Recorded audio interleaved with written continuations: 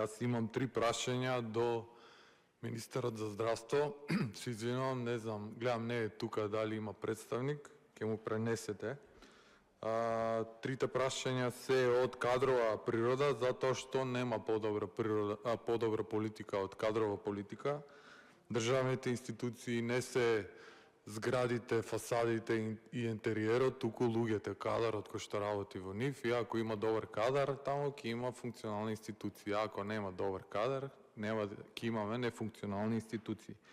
Првите 2 прашања се однесуваат на кадрови проблеми во Институтот за трансфузиона медицина, а третото се однесува на болницата во Неготино. Првото прашање се однесува на раководителот на секторот за правни, административно-технички општи работи и IT системи за поддршка Бури Мидризи. Значи станува збор за исклучително лош кадар. Господинот Бурим изминативе години изготвува фалични анекс на договори за вработување. Прво што прави господинот Бурим е тоа што во анексите на договорите става одредба со која го менува датумот на заснување на работниот однос. Во Институтот за трансфузиона медицина има луѓе вработени уште од 80-тите и 90-тите години. Тоа се луѓе кои што имаат 40 години работен стаж и сега господинот Бурим на тие и сите останати им дава анекс на договори во кој пишува дека тие луѓе засновале работен однос лани во 2024 или полани во 2023 и ова е елементарно непознавање или, ако сакаме да бидеме подиректни, неписменост. Работен однос се заснова со договор за вработување, не со анекс на договор за вработување. Со анекс за договор за вработување се менува постоечки договор и постоечкиот договор со анексот не се укинува. Дополнително анекс може да предложи и работодавачот и работникот, и анексот има сила само доколку двете страни го прифатат анексот. Ако не го прифатат, никому ништо, се останува по старо и останува во важење постоечкиот работен договор. Господинот Бурим го третира непотпишувањето на анекс кој раскинување на работен однос.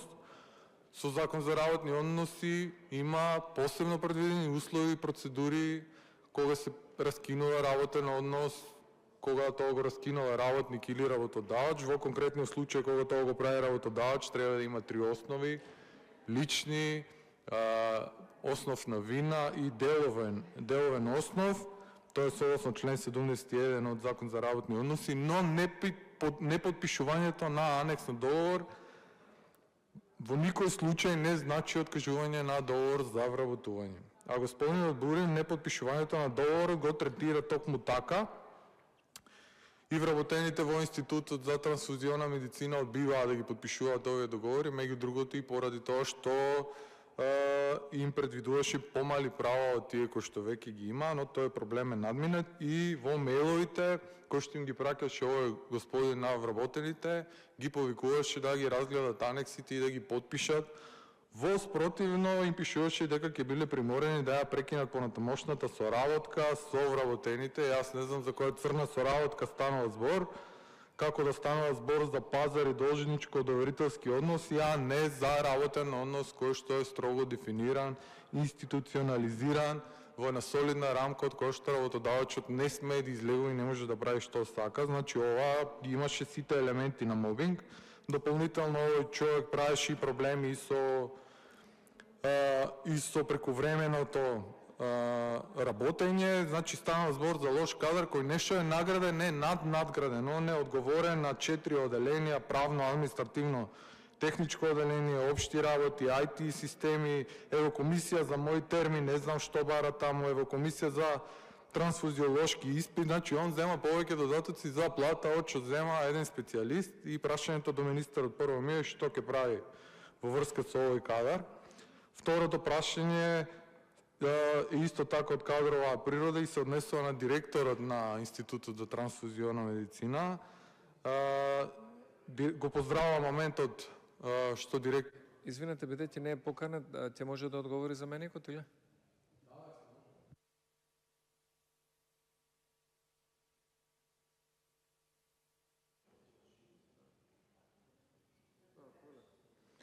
Го поздравам тоа што со синдикатот ги решија недореченостите околу трансфузистите и колективниот договор, но имам забелешка затоа што таа недореченост во колективниот договор не смееше да се искористи кој основ да им се прави проблем на вработените во институтот под изговор дека договорот за вработување им дава повеќе права на вработените. Во трудовното законодавство има принцип, со договор за вработување се дават повеќе права од тоа што го предвидува закон и колективен договор, тоа е согласно член 12 од Закон за работни односи, така што тоа што беа третирани поволно вработените од тоа што го предвидуваше колективниот договор не беше спротивно на закон и не смееше директорот да им прави проблеми на вработените. Втората забелешка ми е што исто така директорот го третираше непотпишувањето на анексите како раскинување на договорите за вработување и им ставаше на огласна табла известување со коим се закануваше дека ќе им се раскине работниот однос. Третата забелешка ми е најголема за директорот Амир Елези, а тоа е затоа што не ги исполнува стандардите за да биде директор кои што се предвидени со Закон за безбедност во снабдување со крв. Законот предвидува дека он мора да биде специјалист по трансфузиологија и да има најмалку 2 години од областа на трансфузијата, он специјализира рентген и го нема потребното искуство.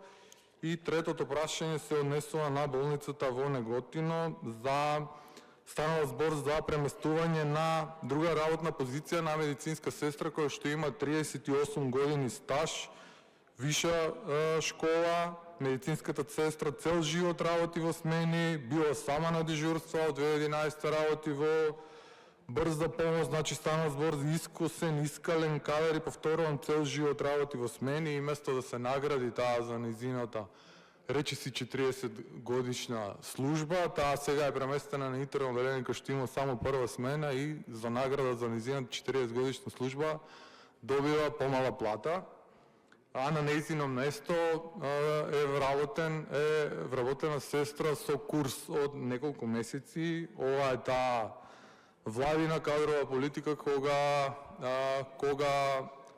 38 години стаж и работно искуство е помалку од неколку месеци курс и без искуство, и таа е таа владина кадрова политика која што ја уништува Македонија. Па третото прашање ми е што ќе се прави и во овој случај. Благодарам.